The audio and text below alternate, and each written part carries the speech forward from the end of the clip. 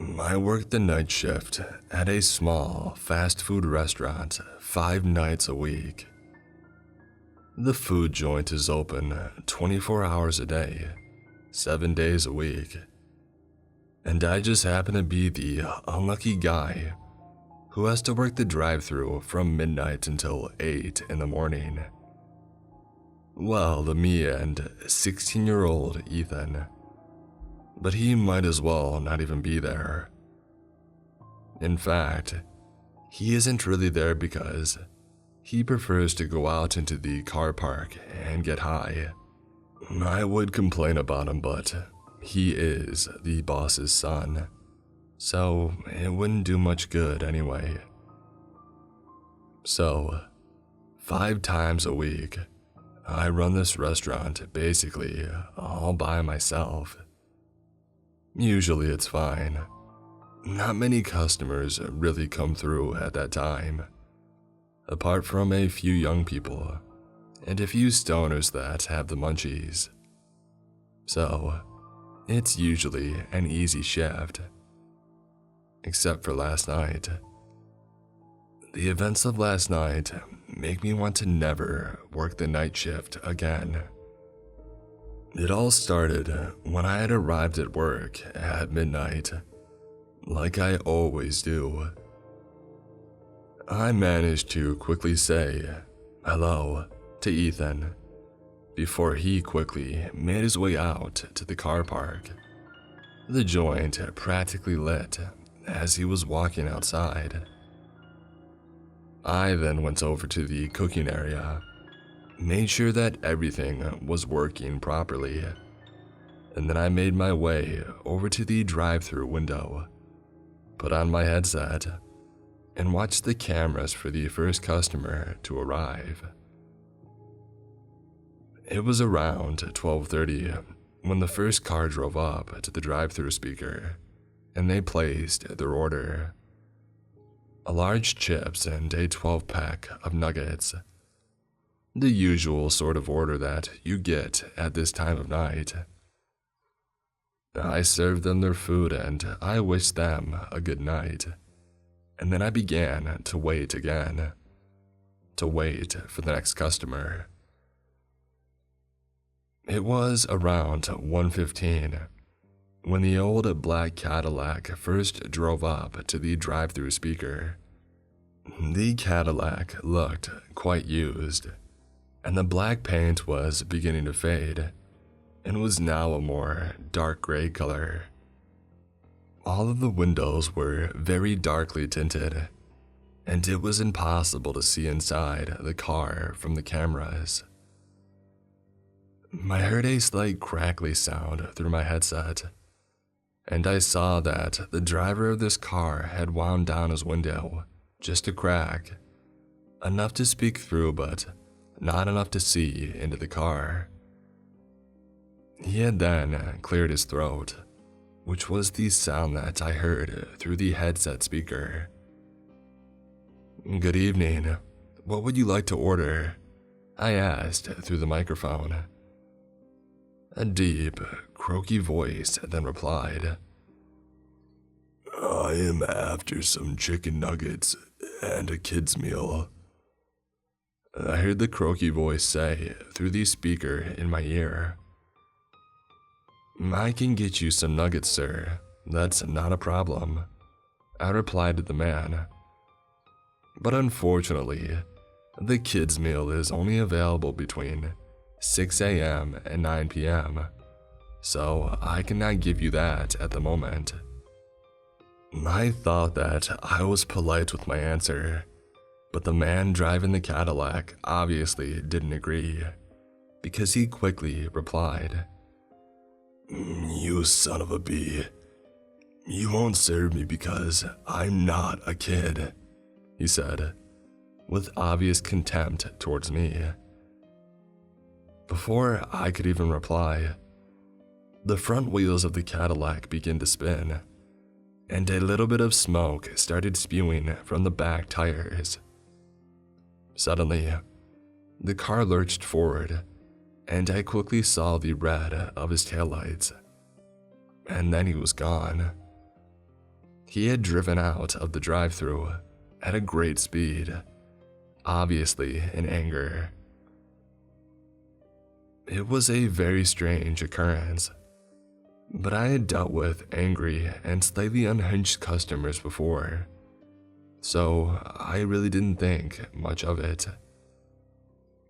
It wasn't until I saw the same black Cadillac pull up an hour later that I thought that something wasn't quite right here. The car slowly made its way up to the drive-thru speaker, its headlights shining brightly into my eyes as it drove. Once I saw that the car was lined up with the speaker, I knew that I had to be diplomatic about this and try my best to sound friendly and polite. "Hello, how can I help you tonight? What would you like to order?" I asked in the best customer service voice I could muster. There was silence for a moment, and then, through the camera, I saw the driver's side window begin to slide down. Once again, only a small crack, not big enough to see through. And then I heard the same deep and croaky voice speak. "I want to order the kids' meal," the voice said, or rather, it demanded. "I am very sorry, sir, but the kids' meal is not available at this time," I replied, still trying to sound as friendly as possible. "It's because I'm not a child, isn't it? That's why you won't serve me the kids' meal," the voice responded, with a more aggressive tone. "I mean, technically, you do have to be under 18 in order to purchase a kids' meal at this restaurant, or you need to be purchasing it for someone under 18. But that is not the issue tonight. It is because you are trying to order." I was cut off from speaking by the sound of the engine roaring and the tires screeching as the Cadillac suddenly took off in a cloud of smoke coming from the back tires. It was beginning to be a bit more concerning that this man was so desperate for a kid's meal. But at this point, I was still just thinking that he was a difficult, weird customer. The next hour of my shift went like normal. I served a few high school kids who must have just got their license. I then served a group of people who were in the back of a taxi. This was all pretty normal for the late shift at the drive-thru, and I had thought that my night was returning to normal, until I saw two bright headlights appear. They were blindingly bright, and I had to squint just to see past the beams of light that were penetrating into my eyes. I didn't even really have to squint to know who it was that was driving towards the drive-thru speaker. I knew that it was that black Cadillac once again. The car pulled up next to the speaker. The dark tinted window rolled down just an inch, and then I heard the same voice through my headset. "I have asked you time and time again for a kid's meal that you will not provide. I know it is because you know I am not a kid, and so you will not serve me. Well, I guess what? I went and found a kid, so now you have to serve me." As soon as I heard the words, "found a kid," I began to get incredibly nervous. What did he mean by that? I didn't know how to respond to this. I stood there in the small drive-thru booth for a moment, not knowing what to do or say. and then my headset let out a small crackle, and then once again, I heard the croaky voice. "Would you like to see?"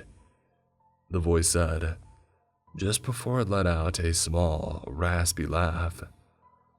A laugh that I could tell meant nothing good. It sounded like he wanted to show me, and he knew that what he had to show me, I wouldn't think. Before I could even respond, I heard a loud thud through my headset. It startled me and brought me back to the reality of my situation. My heart began to pump faster, and I could feel sweat beginning to form on my forehead. I then noticed the image that was being shown on the screen in front of me. I could see the black Cadillac on the screen, and on the passenger side, I could see that there was now someone sitting there.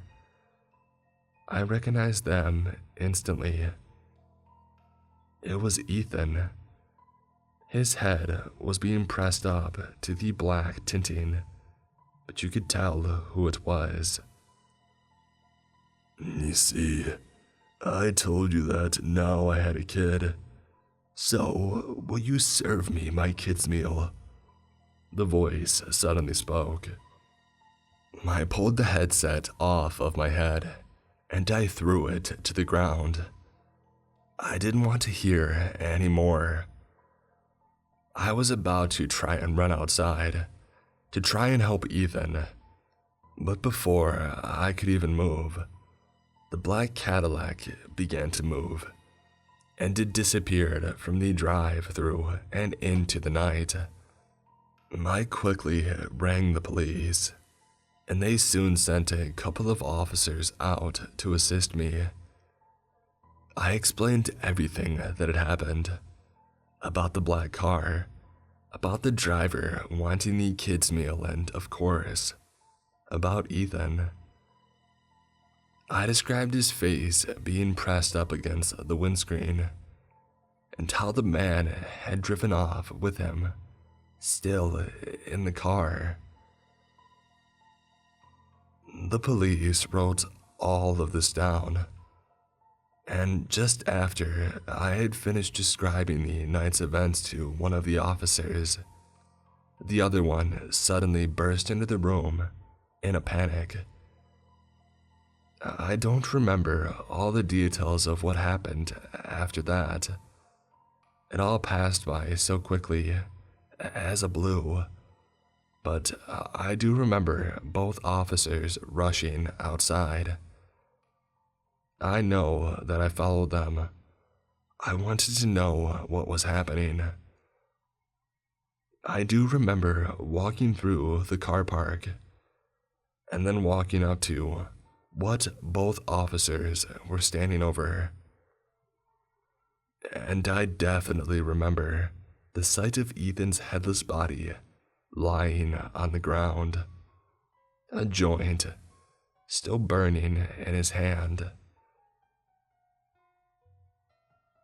The rest of the night went past quickly, and the police continued to question me, and I don't really remember much about it. What I do remember, though, very vividly, was when I returned home in the early hours of the morning. I walked up to my front porch and saw a box sitting on the front step. As I got closer and closer, I slowly began to realize what the box was. It was a kids' meal box from my restaurant, just sitting by itself on the front porch. I got closer to it, and when I was close enough to grab it, I very slowly leant down to pick it up. When I began to lift it, I could feel that it was a bit weighty. There was definitely something inside of the box. I slowly lifted the lid, The strong smell of meat started to waft into my nose. I really didn't want to keep on lifting the lid, but I just couldn't stop myself. I lifted the lid the rest of the way.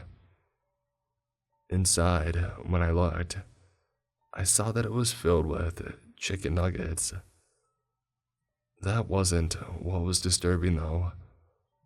What was so disturbing was that, in the middle of the box, on top of all of the nuggets, was a severed nose.